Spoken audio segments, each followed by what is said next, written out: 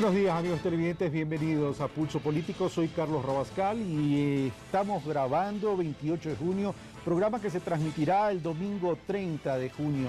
El día de hoy vamos a tocar el tema sobre Edward Assange y hemos titulado este programa el caso de Assange, Snowden, por favor. El caso Snowden, la primacía por la geopolítica. Y para tratar este tema veamos a quién hemos invitado.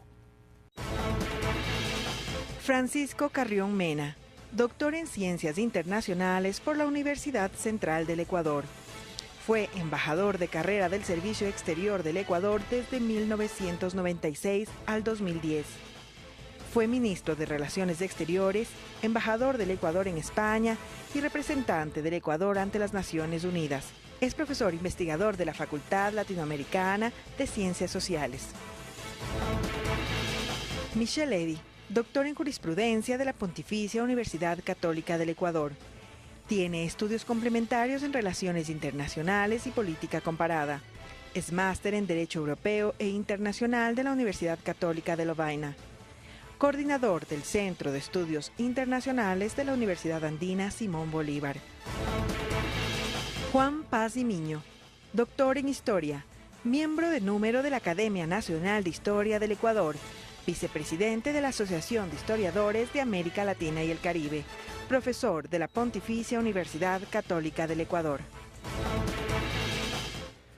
Bueno, ellos son nuestros invitados y le damos la bienvenida a Michel Levy de la Universidad Andina Simón Bolívar, a nuestro ya amigo de casa, Juan Paz y Miño, historiador, y al embajador y ex canciller Francisco Carrión, con quien vamos a tratar este tema sobre el caso Snowden y la primacía en la geopolítica. Pero para entrar a desarrollar esta temática, veamos el reportaje que nos ha preparado Carlos Andrés Núñez.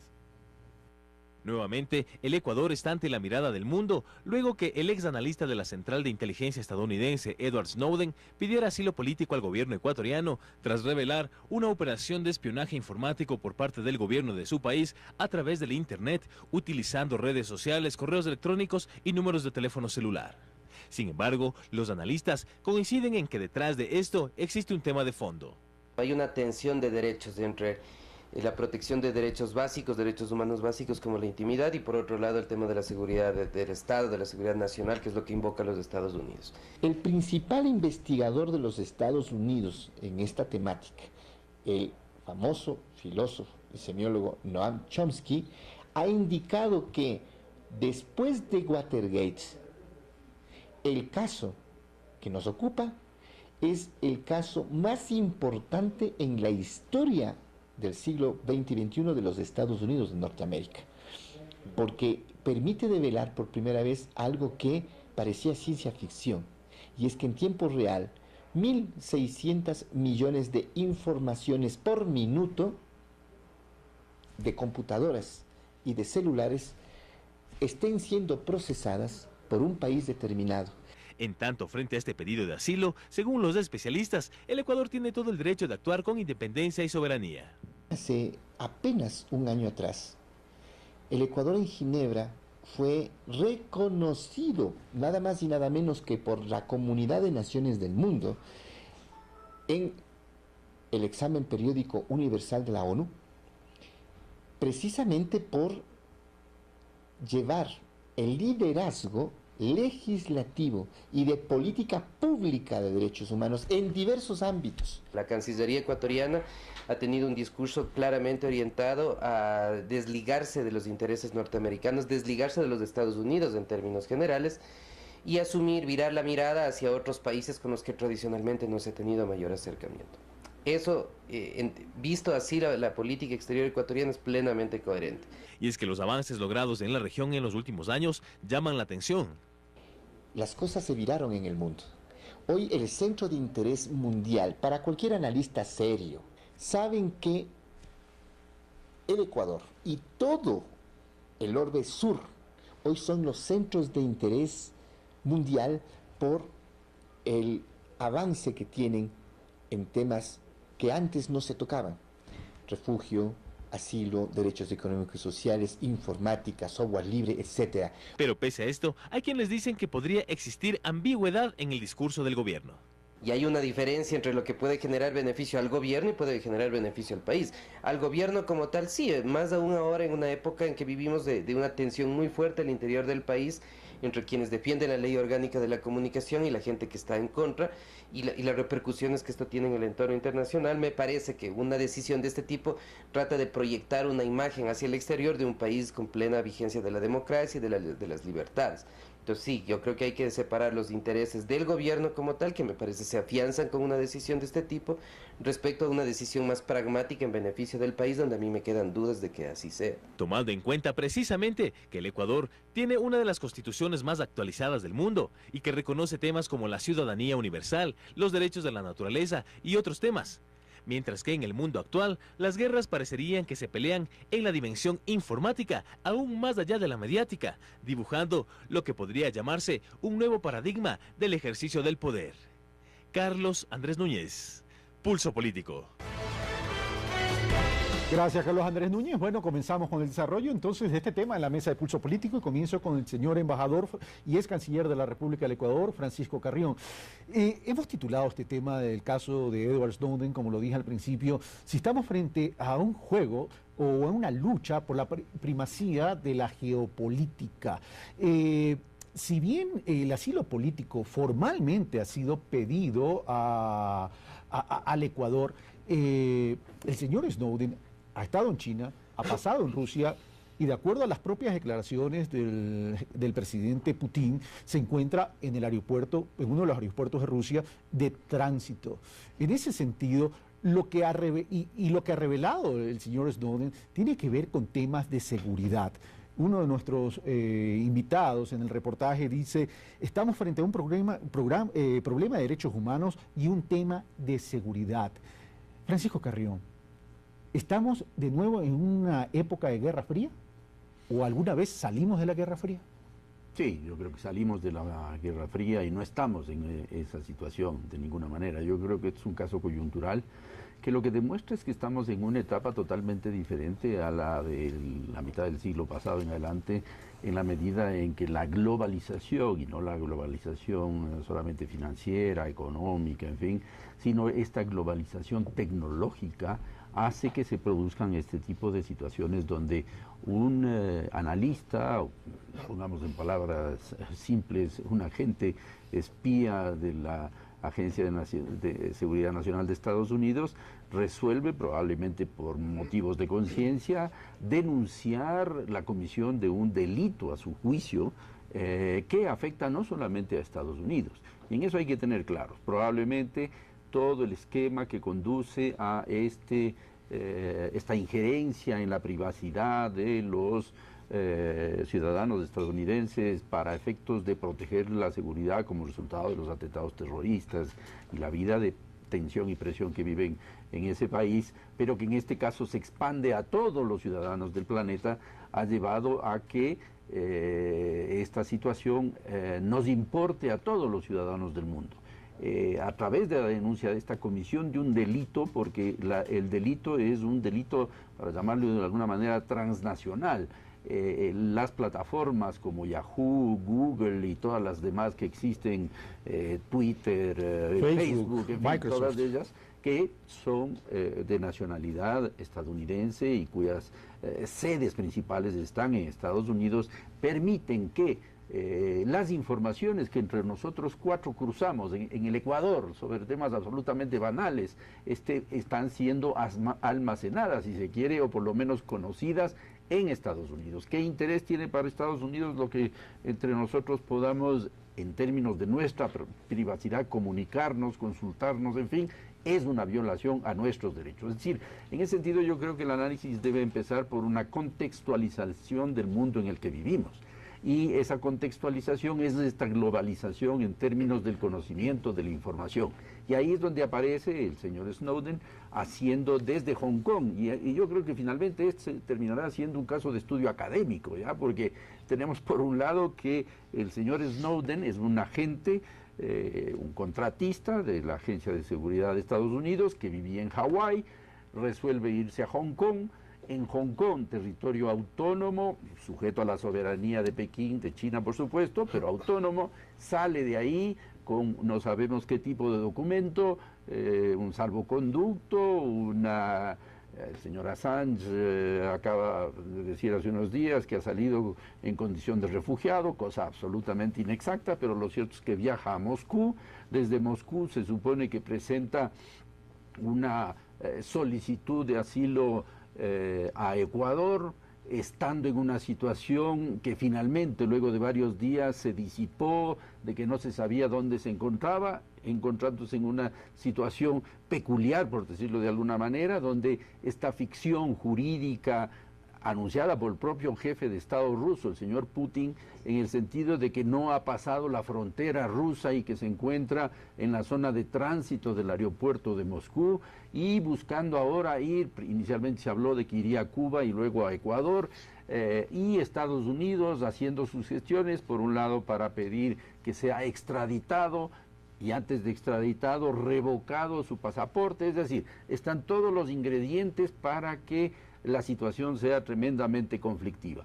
En lo que es mi criterio, yo creo que el señor Snowden, al haber cometido, es decir, una especie de delito político, para efectos no de Estados Unidos probablemente, del territorio norteamericano, porque tengo entendido que para efectos de la contratación del señor Snowden y para el tipo de acción, de espionaje, de intervención en las comunicaciones que hacía la agencia, y por consiguiente este señor contaba con las decisiones legales del Senado, de la Cámara de Representantes y por supuesto la firma del propio presidente Obama, pero obviamente todas estas eran disposiciones reservadas, pero esas competen al territorio de Estados Unidos.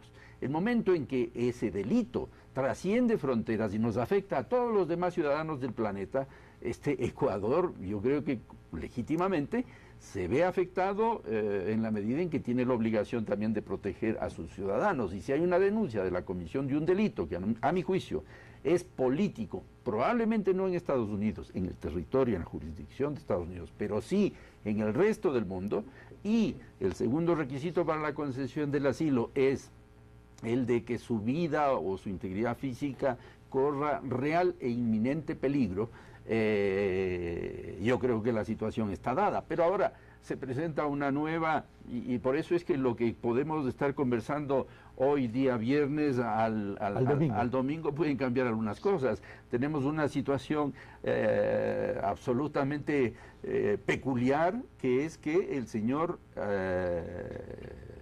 Snowden no está, hasta donde se sabe, en la embajada del Ecuador, desde donde podría y debería, si ese es su deseo, solicitar el asilo, en ese caso diplomático, y pedirle al gobierno ruso el salvoconducto que le permita venir al Ecuador. Hay una precisión, embajador y señor ex canciller.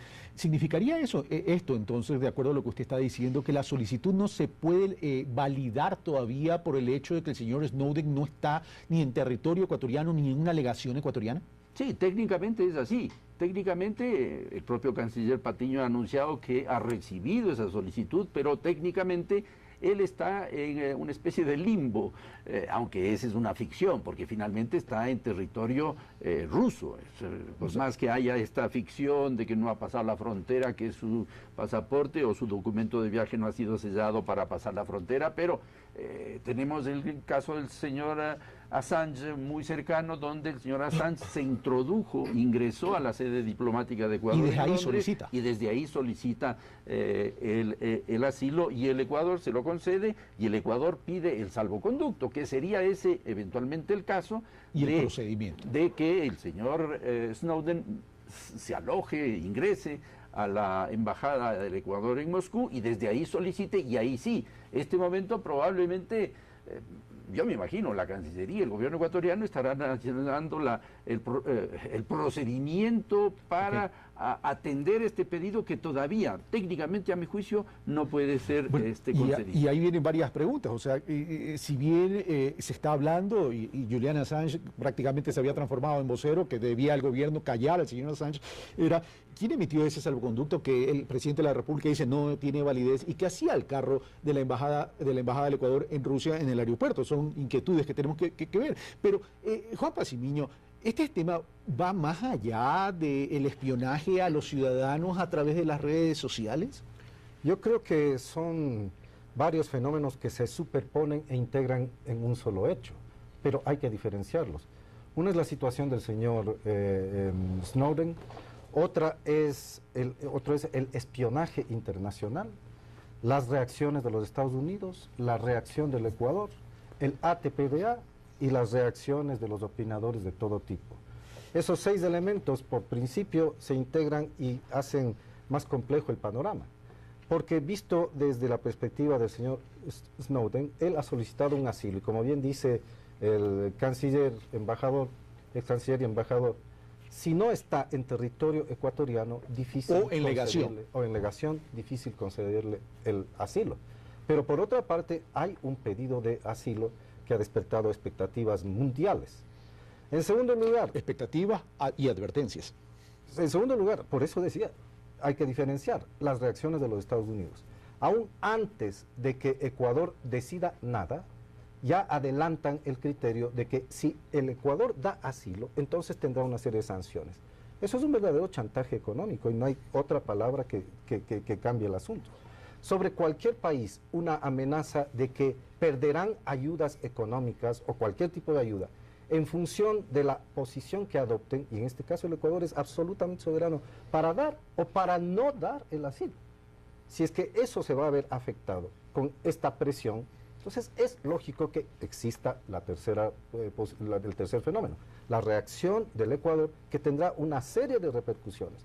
Pero sin duda alguna, Ecuador reacciona bajo el principio de soberanía e incluso de dignidad y también de ideología política, por supuesto, pero sobre todo con soberanía y dignidad, y dice, esto no lo puedo admitir y por tanto yo me separo, no acepto esta política del ATPDA y autorrenuncia a ese tipo de ayuda. Pero habría que dejar claro también que la ATPDA era crónica de una muerte anunciada, ¿no? O sea, puede tener otros efectos con el SGP, que es el Sistema Generalizado de Preferencias, ¿no? Me parece que en la geoestrategia mundial es una jugada maestra del Ecuador. Eso sí, como estrategia política sí. Porque aprovecha de la casi segura posición de los Estados Unidos de negar el ATPDA para el Ecuador.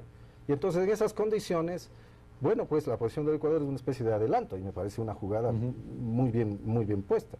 Pero va más allá de eso. Hay una geoestrategia mundial también que está cambiando. América Latina ya tiene una diferente posición frente al mundo. El Ecuador ya no es el paisito de hace años. Tiene una representatividad, una influencia, unas posiciones que están alterando incluso situaciones internacionales dadas como hechas en el pasado. El cuestionamiento a las entidades internacionales, qué sé yo, Comisión Interamericana de Derechos Humanos, la OEA, una serie de resoluciones de las Naciones Unidas, el mismo esquema de instituciones que nacieron de la Segunda Guerra Mundial, como el Fondo Monetario Internacional, los acuerdos de Bretton Woods, etcétera, están alterando el panorama. No es solo el Ecuador, pero el Ecuador está inscrito en este problema, en esta situación, no problema, en el cual América Latina entonces está marcando una nueva era y en ese tránsito se despiertan pasiones y surgen desde luego nuevas opciones. El otro asunto, el ATPDA, bueno, eso también provoca reacciones y provoca riesgos. Si es que el Ecuador asume como parte de su posición soberana y digna la renuncia al ATPDA, eso puede traer riesgos al país. Pero también, ¿qué vamos a privilegiar? ¿La parte comercial, la parte económica, la parte empresarial? ¿O también podemos privilegiar la situación de soberanía y de dignidad? Pongo un ejemplo muy práctico e histórico. Si los próceres de la independencia de 1809 habrían pensado en las consecuencias económicas del acto de independencia, jamás se habría hecho esta, porque la crisis en la que entró después de la independencia la Sierra Centro-Norte dura todo un siglo. Así que bien podríamos culparles a los próceres de la independencia de haber privilegiado la soberanía y la dignidad por sobre la situación económica, y no es así. Entonces hay momentos en los cuales esa soberanía cuenta, esa dignidad cuenta, la posición de un país cuenta. Y termino. Entonces el asunto del ATPDA no debe ser confundido en estricto rigor y las repercusiones económicas con el otro asunto relativo a si se le da o no el salvoconducto pues para que venga al país, que ya está visto que no se puede hacer mientras no esté esta persona en territorio o legación ecuatoriana. Ok, gracias Juan Pacimiño. Ahora, Juan Pacimiño tiene ahí una posición clara, dice, no debemos agachar la cabeza, no lo dijo con esas palabras, pero lo estoy interpretando, tenemos que privilegiar los principios, lo mismo lo dijo el canciller, a nuestros intereses. Alexis Ponzi dice, tenemos que separar los intereses del gobierno de los intereses del país, y ahí hay una clara diferencia. Santiago Basabe me parece que dice eso.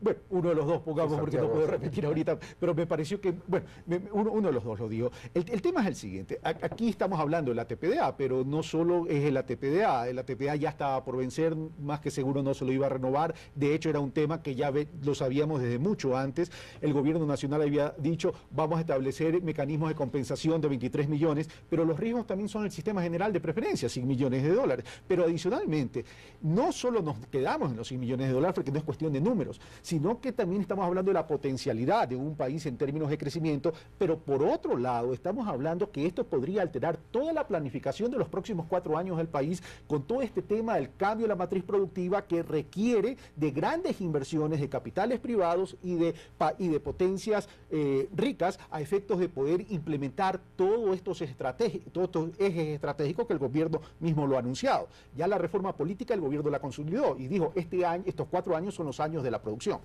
Michelle. Bueno, estamos saltando de un tema de política exterior y a un tema de manejo económico interno. Yo creo que es importante, yo siempre trato de diferenciar lo que son los temas de política exterior de los temas de la política comercial. Y en ese sentido, pues obviamente es cierto que las represalias pueden venir de un lado, del lado de política exterior o del lado de política comercial también. Si vamos a tratar el tema de Snowden, del posible asilo, de que Ecuador le conceda y de que las amenazas de los Estados Unidos se den, de alguna forma se vean plasmadas en actos, ¿no? En hechos. El ATPDA, mirándolo desde esa perspectiva, claro, ya era un tema que estaba casi dicho que no se iba a renovar, básicamente porque los otros estados que eran beneficiarios o ya no ya decidieron, los Estados Unidos decidió no continuar con esa concesión unilateral, o los otros ya tienen tratados de libre comercio. Entonces, por decirlo así, esta lógica de manejo de este discurso de ATPDA, yo creo que no tiene una relación directa con el tema de Snowden, al menos desde mi perspectiva. ¿Por qué? Porque yo creo, básicamente, escuchando o leyendo las declaraciones que hicieron los congresistas de los Estados Unidos, los senadores de los Estados Unidos, ellos planteaban que justamente era el tema que estaba en agenda sobre Ecuador que se iba a tratar. Probablemente ellos ni saben dónde está el Ecuador, es lo más seguro. Pero como había un tema en agenda que tenía referencia al Ecuador y que es un tema de preferencias comerciales y todo, el momento en que hacen la declaración y plantean justamente el hecho de decir no, es decir, la forma, si estos países comienzan a rebelarse contra la posición de los Estados Unidos y comienzan de esta perspectiva a decir no, le vamos a este señor que tiene un proceso iniciado en los Estados Unidos, le vamos a conceder un asilo político, nosotros nuestra represalia va a ir por el lado de que no le vamos a dar estas preferencias arancelarias, que ya era un hecho que no le iban a dar. Desde esa perspectiva yo creo que es muy acertada la posición del gobierno de haber develado esto y de haber dado un paso anterior y decir no, es decir, nosotros no estamos en este momento estas preferencias, igual nosotros ya sabemos que no las íbamos a recibir por todo el contexto que ya se daba. Eso por ese lado. Ahora, si vamos ya del lado de política comercial a mirar este esquema, yo creo que nosotros como país, mirando ya en el cambio de matriz productiva y toda la estructura que plantea el gobierno actual ya en función de Estado, yo creo que ningún Estado debería depender de concesiones unilaterales de otro Estado o grupo de Estados, como el caso de la Unión Europea, para que su comercio, su producción sea competitiva y pueda entrar sin barreras al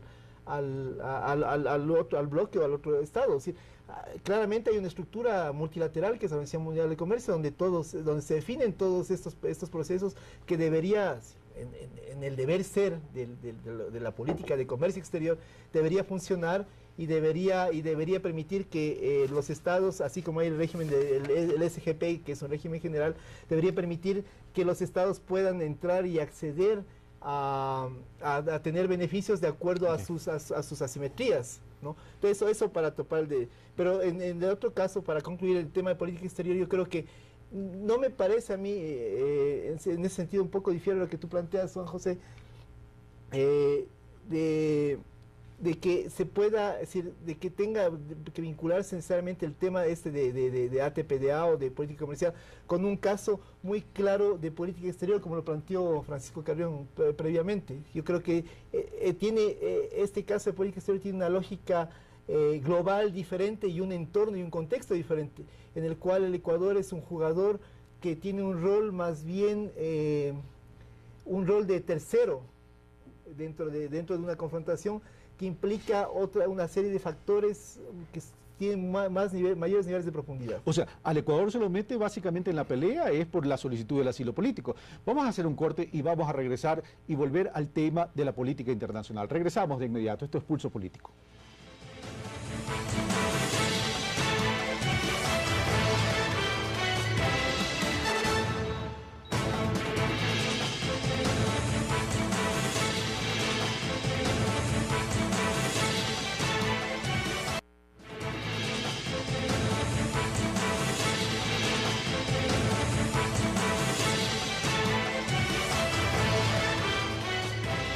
Estamos de vuelta, amigos televidentes, esto es Pulso Político, estamos hablando sobre el caso de Edward Snowden, la primacía por la geopolítica.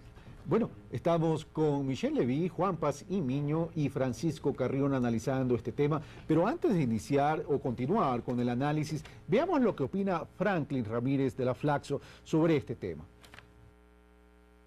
El resto de la región no ha habido un acompañamiento del bloque de aliados que en estos años ha construido el gobierno ecuatoriano y a los procesos de integración que se ha sumado, ¿no? Hay muchísima prudencia al respecto.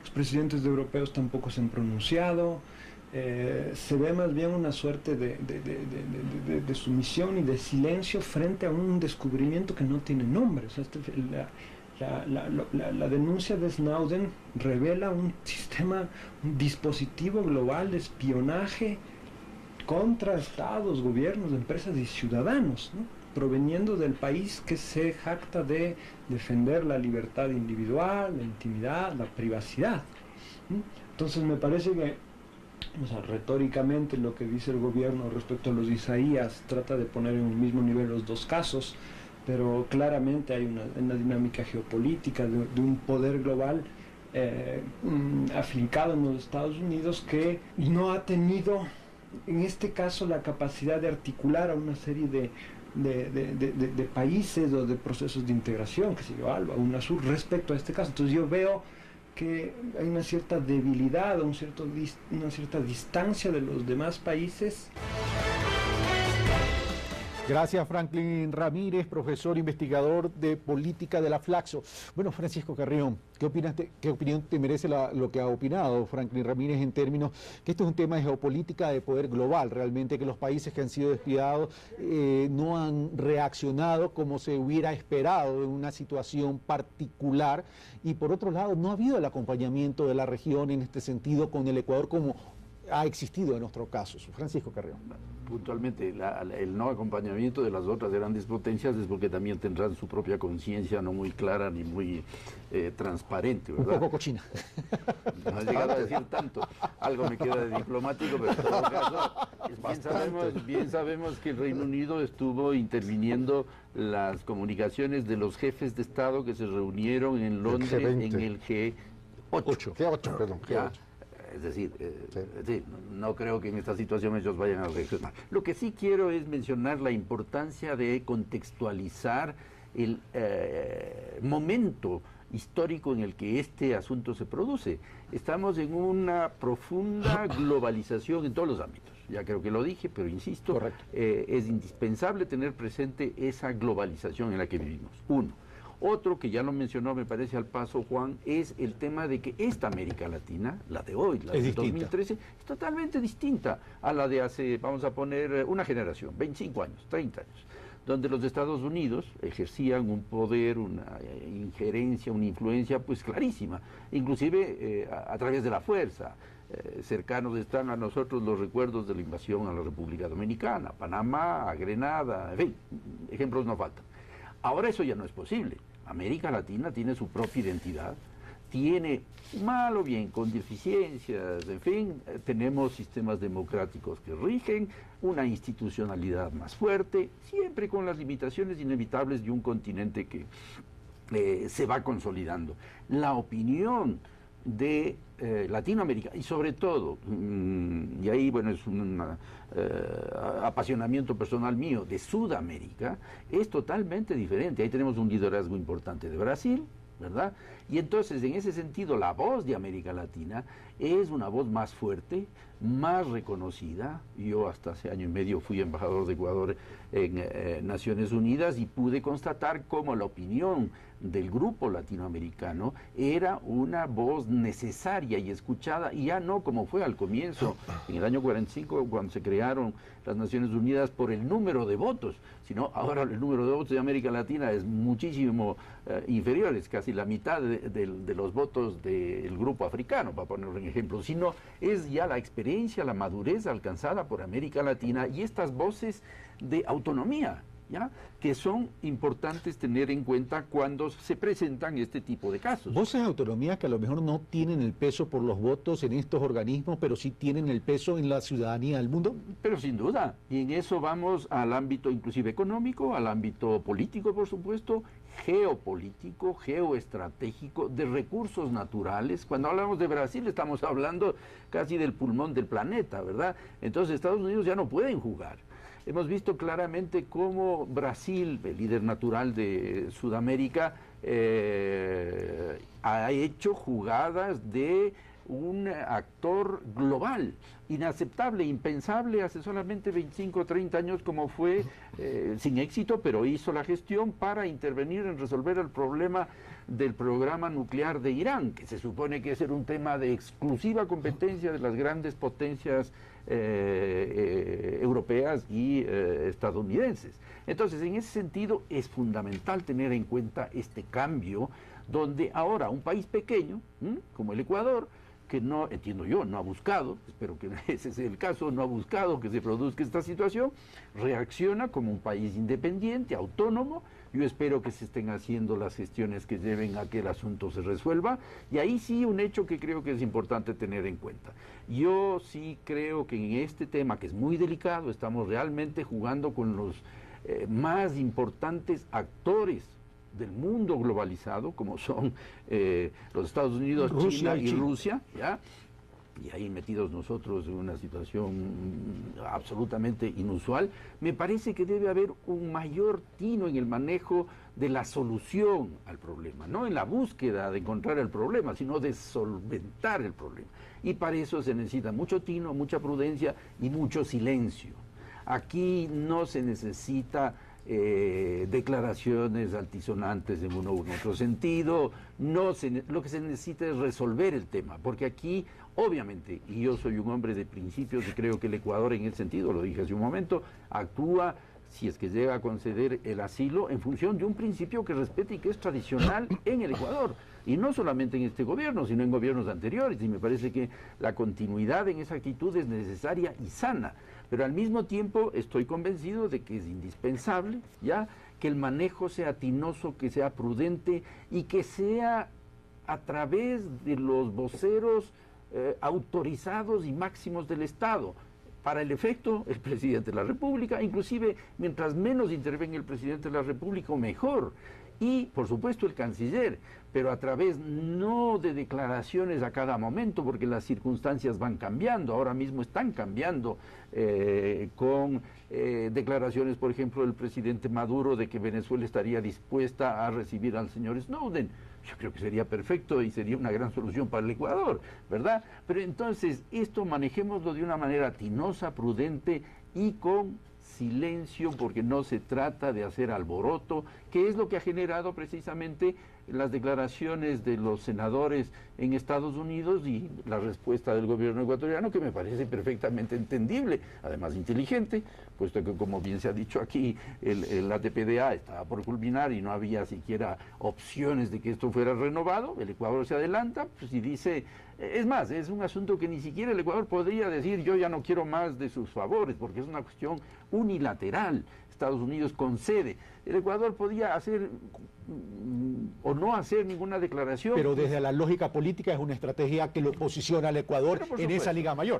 Por eso digo, es una jugada inteligente, ya eso no hay ninguna duda. Pero aquí no se trata de este tipo de situaciones que finalmente afectan, por supuesto, a nuestro país. Y lo que está la diplomacia, lo que está el gobierno es en obligación de buscar salidas a esos problemas.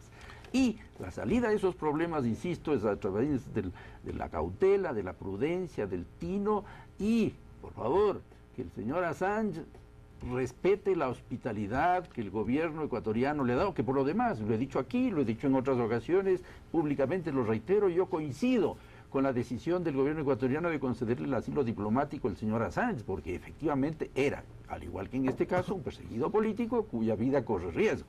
Ahora, para los efectos de la situación actual es diferente, pero el señor Assange debería respetar la hospitalidad y guardar silencio. Y de lo que se trata en el fondo, insisto, es de resolver el problema para defensa de los intereses ecuatorianos. Y muy poco hace las declaraciones del señor Assange y las de su organización Wikileaks para ayudar a resolver este problema que afecta a los intereses del país que le ha dado la hospitalidad. Ahora, pero en ese sentido, Francisco Carrión, voy donde Juan, dice, tenemos que actuar con tino, tenemos que actuar con prudencia y mientras menos hablemos, mucho mejor. La primera decisión es callar al señor Assange, es decir, que no se convierta en vocero del gobierno ecuatoriano, porque además daba información que no era oficial y eso ponía más leña al fuego en la relación esta de Estados Unidos-Ecuador. Pero, sin embargo, de aquello, el propio canciller de la República da una rueda de prensa en Vietnam, por cierto, tremendamente mal organizada.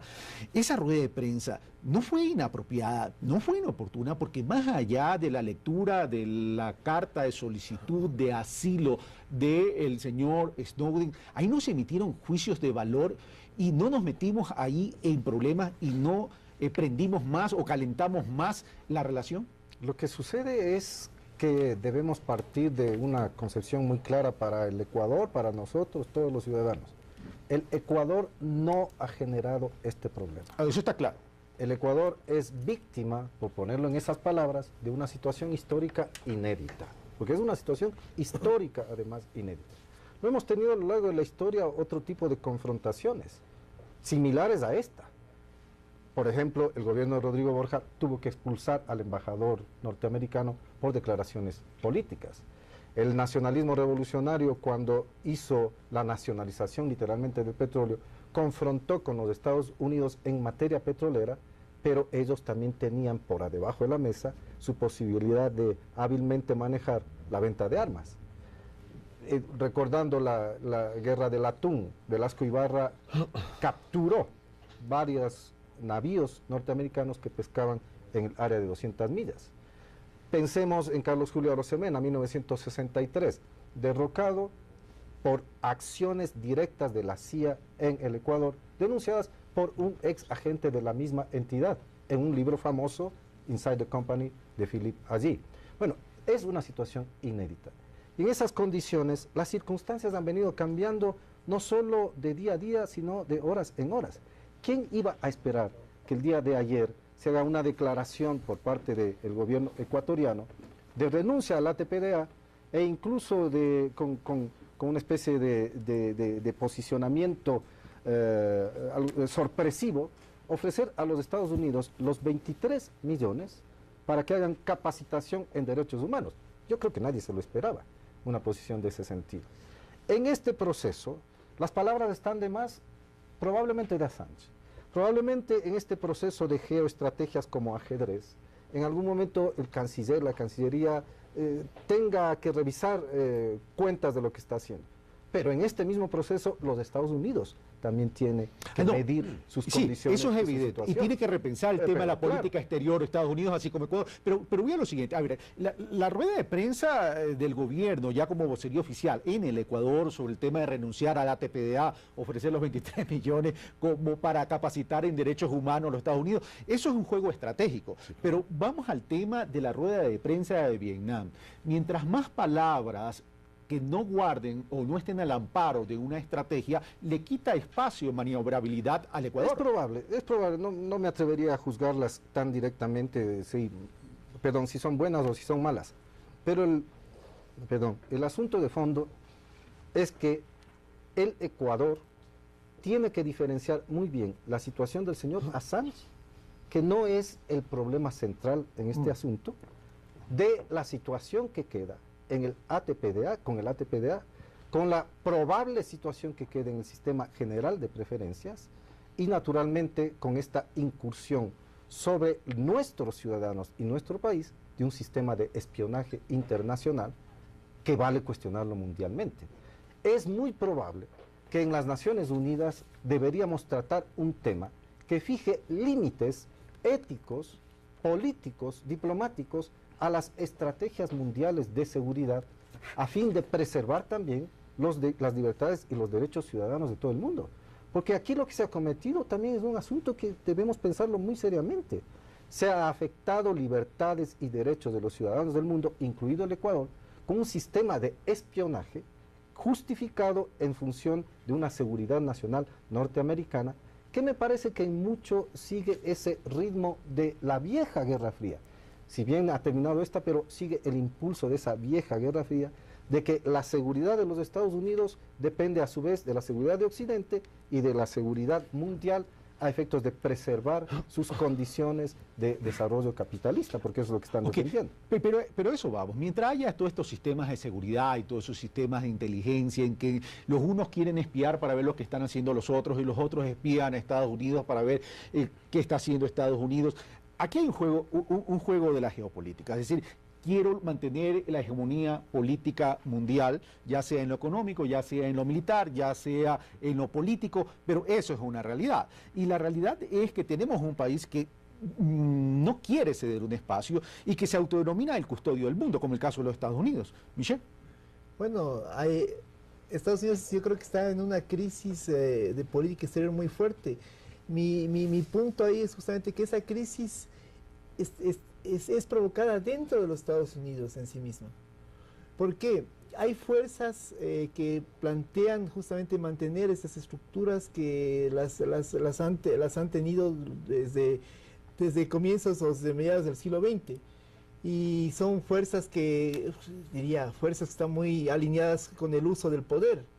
Del poder me refiero al uso del poder militar, de las acciones militares, de mandar a callar a los países o de limitar la capacidad de acción política de los países, para ser mucho más exacto.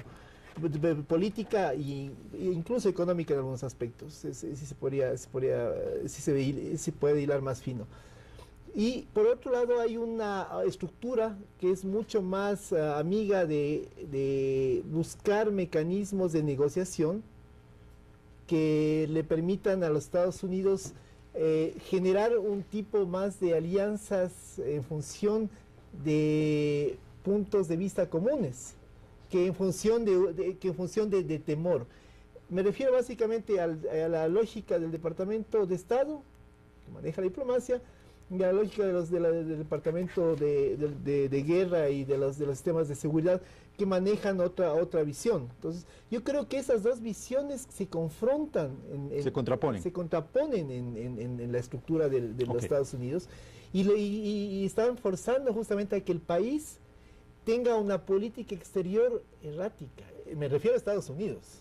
Ahora, pero voy a donde Francisco, sin perjuicio de que después Juan pueda opinar también, pero aquí estamos frente a ¿qué? Frente a un sistema político en Estados Unidos que en el tema de seguridad está muy por encima de la filosofía o el proyecto político del presidente de Estados Unidos. A ver, mire, el tema crucial de la política en general, de seguridad, política exterior de Estados Unidos, sufrió un golpe enorme con los atentados de las Torres Gemelas. Se transformó la política exterior en una política de carácter securitista, es decir, todo está en función de la seguridad. De ahí el poco interés que desde prácticamente, aunque un poco antes ya venía en esa línea, pero a partir de ese momento más respecto de América Latina. Es decir, ya las preocupaciones de Estados Unidos estaban en otro lugar. Se alejó de América Latina. Sí. Sí, que ya estaba alejado, se alejó mucho más. Sí, de alguna manera, pues yo creo que hasta de manera positiva, porque permitió que América Latina adquiriera esa madurez a la que yo me refería hace un momento y una suerte de autonomía que sin duda la tiene ahora, ¿ya? Pero, a ver, en este sentido, hay que pensar ya globalmente, y estamos en un proceso de transición de la unipolaridad, de esa hegemonía incontestada por parte de Estados Unidos, y eso ya no existe más. Es decir, yo creo que Estados Unidos sigue siendo la primera potencia mundial, pero estamos en un proceso de transición, y un proceso de transición que yo no puedo afirmar hacia dónde va, pero en todo caso surge como segunda potencia y probablemente dentro de 40, 50 años primera potencia, China, precisamente uno de los países actores del tema que nos ha traído a esta mesa, ¿ya? Y entonces Estados Unidos, y ahí yo coincido con Michelle respecto de un poco no diría torpeza, pero falta de tino por parte de Estados Unidos, porque el mundo ya no es igual cuando hace esos llamados del secretario de Estado Kerry, pensando que se vive todavía en la época de la Guerra Fría o en una época donde la hegemonía de Estados Unidos era incontestable, hacia China, que tiene capacidad de responder, no me refiero siquiera militarmente, sino en términos económicos a Estados Unidos, con lo que significa la interdependencia económica y comercial y de inversiones que tiene China. China en los propios Estados Unidos. Pero por supuesto, entonces ahí es donde ya se ve esa debilidad que antes no tenía Estados Unidos. Rusia ha bajado de lo que era la Unión Soviética en su momento, en los momentos de la Guerra Fría, a ser un país importante, por supuesto, pero no en la misma dimensión. Entonces, estamos en ese mundo en transición. Y todo eso tiene que, un poco ha salido a la luz ahora, cuando vemos que el señor Kerry y el propio señor Obama se refieren a Rusia y el propio presidente Putin le responde al presidente Obama y se ve que ahí hay un contrapunto clarísimo. Y había una tensión en esas imágenes, era obvia la tensión. Pero basta ver las fotografías, ¿verdad? Sí. Cosa impensable, pues, ¿no? En la época de la Guerra Fría, donde las dos grandes potencias obviamente generaban esa. Entonces, aquí aparecen nuevos actores, y aparecen actores que, y aquí entramos en otro tema probablemente, pero que marcan esas características de esta nueva coyuntura internacional que vivimos, histórica por supuesto, donde la India juega su papel, donde Brasil juega el suyo, donde otras potencias aparecen, los famosos BRICS, para ponerlo en términos simples, que juegan un rol quizás no de cuestionamiento a esa unipolaridad o bipolaridad hacia la que podríamos estar yendo, pero ya no es el mundo. Este acontecimiento puntual que nos toca a nosotros directamente coincide en este proceso de transición de la transferencia del poder mundial a un mundo multipolar, bipolar, apolar, dicen algunos tratadistas, ya queriendo confundir aún más las cosas, los tratadistas son así, pero creo yo que definitivamente la situación, insisto, y con eso termino, la situación de América Latina es distinta. Ya el señor Kerry no puede dar órdenes acá, el señor Menéndez, me parece que es el senador que ha dicho, a ver, por favor, eso se acabó, eso ya América Latina a esa época, y no solo el Ecuador, América Latina en su conjunto, ya no es susceptible de ese tipo de mensajes. Pero Juan, pero eso nos da la pauta de varias cosas. O sea, si bien hubo un punto de inflexión en la política de seguridad de Estados Unidos con el tema de las Torres Gemelas del famoso 11 de septiembre, el tema de Irak le restó credibilidad a Estados Unidos, y ahí sí hay también ya el mundo entero comienza a desconfiar de Estados Unidos. Y por otro lado, con esas declaraciones de Robert Menéndez, de la otra congresista, etcétera, etcétera, y todas estas advertencias, daría la impresión que Estados Unidos sigue cayendo en aquello que Chomsky y Ramonet llamaban la doctrina del pensamiento único. Bueno, además tiene un doble problema. De una parte, un tipo de diplomacia de gran potencia que está haciendo agua por todo lado. Todo el mundo empieza a cuestionar esa situación. Y a propósito de la revelación del espionaje internacional, se ve muy claro que ese tipo de espionaje ya no es concebible para el mundo contemporáneo, porque afecta a soberanías de países y afecta a ciudadanos de todo el mundo, incluidos los ciudadanos norteamericanos. Porque antes uno podía entender la seguridad de los Estados Unidos, pero siempre vigilando a otros extraños. Ahora resulta que en su interior tienen que vigilar.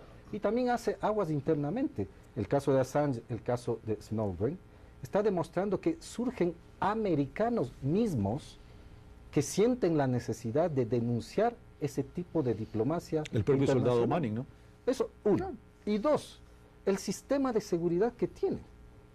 Está resultando que los Estados Unidos tendrán que resolver un sistema de seguridad que incluso es capaz de engañar al propio presidente, como ocurrió en lo de Irak y la búsqueda de armas masivas de destrucción que hasta ahora no se encuentran, y que provocan que los Estados Unidos como tal, como gobierno, asuman a veces decisiones que parecen no compadecer con las necesidades del mundo, pues. Esto mismo de ubicar al Ecuador a la misma altura, porque así es otra de las informaciones que nos llega, que China, Rusia y Ecuador casi no tienen que hablar, porque son países que están violando la libertad de expresión. Bueno, eso es desconocer lo que está pasando, por lo menos en mi país, con respecto a la libertad de expresión. Otro tema para debate en otro momento. Pero en todo caso, así llegan a ser de exageradas las situaciones de informes internos de las agencias de seguridad, que un poco hasta como que se autonomizan frente al propio Estado Nacional, y entonces ellos tienen un problema de control que tendrán que resolver ellos, no tenemos que resolverles nosotros. Para nosotros, sin duda alguna, nos resulta que debemos asumir posiciones en función de respuesta nacional de una parte, pero también de respuesta estratégica continental latinoamericana y específicamente sudamericana, porque no es Centroamérica, no es el Caribe, sino Sudamérica la que está creando situaciones de estrategia continental y mundial inéditas también. No solamente es la posición de Brasil, la posición de los países del ALBA, Venezuela y Ecuador específicamente, junto con Bolivia, crean también una nueva forma de ver el mundo del futuro en una transición de instituciones del pasado que no se comparecen con este nuevo movimiento. Así es que estamos en una era especial en la cual América Latina ya no es la región a la que se le subordinaba, sino una región que está además dando pautas para el mundo entero de cómo se debe comportar, por ejemplo, en el mismo plano económico. Termino. El modelo económico que sigue el Ecuador, ahora se lo está estudiando en Europa. Algunos norteamericanos también lo estudian. Pero sin duda alguna representa un jaque mate a las políticas neoliberales de los años 80 y 90. Entonces ahí tenemos como un paisito, como a veces se lo tiene, está demostrando que siguiendo otro tipo de alternativas, no frente a las comunes, es capaz de incidir mundialmente. Puede romper los paradigmas. Y romper paradigmas tradicionales. Ok, voy donde Michelle. Michelle, pero a ver, lo cierto es que Ecuador recibe la solicitud, pero el señor, como dice Francisco, está en el limbo. De pronto, el señor no termina de llegar al Ecuador y puede ser sujeto de negociación entre Rusia y Estados Unidos. Todo es probable. Esta es una típica historia de espías en la cual hay el fondo es mucho más, hay mucho más fondo de lo que uno piensa. Partamos del hecho de que el señor Snowden lo que hizo simplemente ratificó algo que ya todo el mundo sabía. Es decir, él dio a luz pública, él sacó a la luz pública el hecho de que hay mucha gente que estaba siendo espiada por su gobierno, ¿no?, dentro de su país, sin una orden judicial. Ahora, ¿y cómo quedan las empresas de alta tecnología en esto que se prestaron para este tema? Claro, ese es el punto. Entonces, él lo saca y lo saca a relucir en un momento en el cual, además, en el contexto geopolítico, hablamos de esta posición compleja que tiene Estados Unidos en torno a varios frentes, con China, en el mismo Medio Oriente, con ahora el frente que se armó con Rusia a raíz de justamente esta confrontación que hubo de una u otra forma por el tema de Snowden. Yo veo una crisis ahí de los Estados Unidos de acción en función de cómo manejar este tema, y el tema de Snowden ahí es como yo creo que es como una ficha dentro de un gran tablero de ajedrez en el cual hay otras fichas atrás, y eso es lo más complejo. Entonces aquí nosotros, Ecuador, somos un jugador tercero, estamos así, ok, perfecto, pero la confrontación grande, el juego se da en un tablero mucho más complejo, donde hay más fichas y donde puede haber una serie de movimientos, de intereses que pueden ser mucho menos claros. Me refiero en función de todo el juego de los bienes y valores públicos. Gracias, Michel Levy, gracias, Juan Pacimiño, gracias, Francisco Carrión, por haber estado en esta mesa de Pulso Político analizando este tema de Edward Snowden. Y bueno, las conclusiones las sacan ustedes, amigos televidentes. ¿El Ecuador tiene que dar el asilo político a Edward Snowden? ¿Sí o no? Esa decisión es de ustedes. Un abrazo, yo los espero el próximo domingo. Esto fue Pulso Político, soy Carlos Rabascal.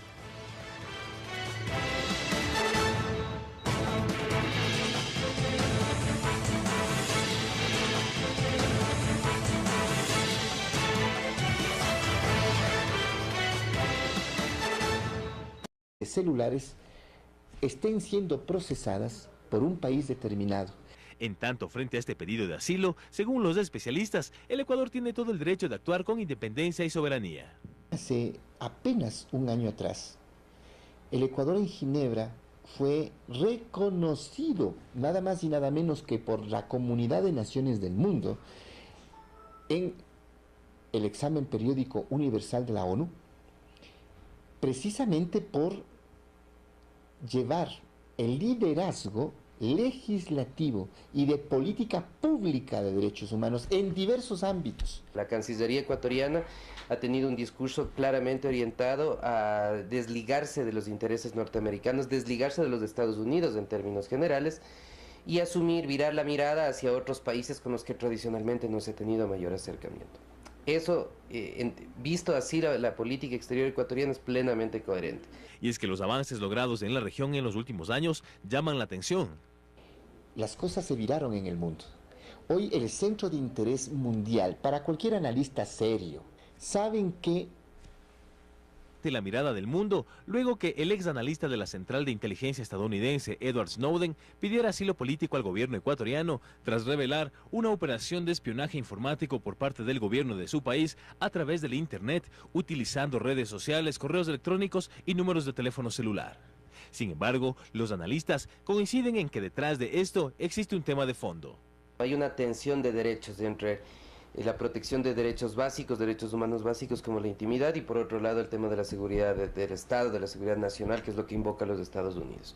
El principal investigador de los Estados Unidos en esta temática, el famoso filósofo y semiólogo Noam Chomsky, ha indicado que después de Watergate, el caso que nos ocupa es el caso más importante en la historia del siglo XX y XXI de los Estados Unidos de Norteamérica, porque permite develar por primera vez algo que parecía ciencia ficción, y es que en tiempo real 1.600 millones de informaciones por minuto de computadoras y del Ecuador y todo el orbe sur hoy son los centros de interés mundial por el avance que tienen en temas que antes no se tocaban: refugio, asilo, derechos económicos y sociales, informática, software libre, etc. Pero pese a esto, hay quienes dicen que podría existir ambigüedad en el discurso del gobierno.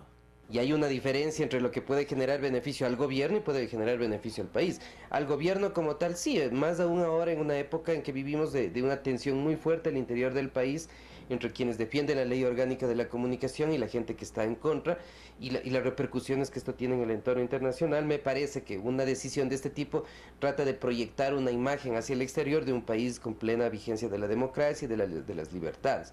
Entonces sí, yo creo que hay que separar los intereses del gobierno como tal, que me parece se afianzan con una decisión de este tipo, respecto a una decisión más pragmática en beneficio del país, donde a mí me quedan dudas de que así sea. Tomando en cuenta precisamente que el Ecuador tiene una de las constituciones más actualizadas del mundo y que reconoce temas como la ciudadanía universal, los derechos de la naturaleza y otros temas, mientras que en el mundo actual... Ciencias sociales. Michel Levy, doctor en jurisprudencia de la Pontificia Universidad Católica del Ecuador. Tiene estudios complementarios en relaciones internacionales y política comparada. Es máster en Derecho Europeo e Internacional de la Universidad Católica de Lovaina. Coordinador del Centro de Estudios Internacionales de la Universidad Andina Simón Bolívar. Juan Pacimiño, doctor en Historia, miembro de número de la Academia Nacional de Historia del Ecuador, vicepresidente de la Asociación de Historiadores de América Latina y el Caribe, profesor de la Pontificia Universidad Católica del Ecuador.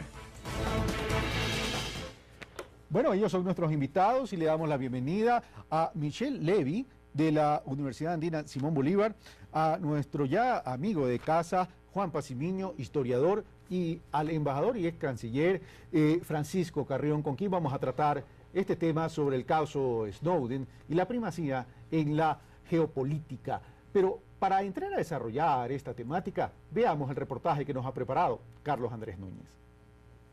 Nuevamente, el Ecuador está...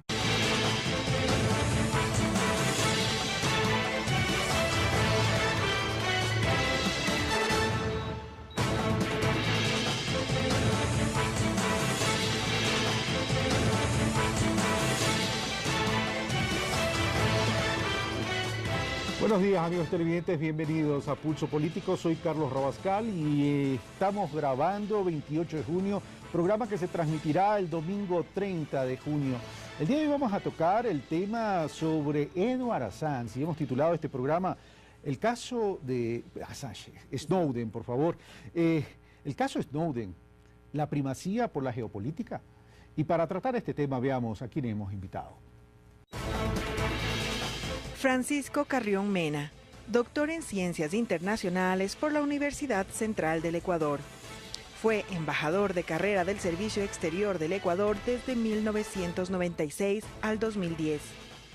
Fue ministro de Relaciones Exteriores, embajador del Ecuador en España y representante del Ecuador ante las Naciones Unidas.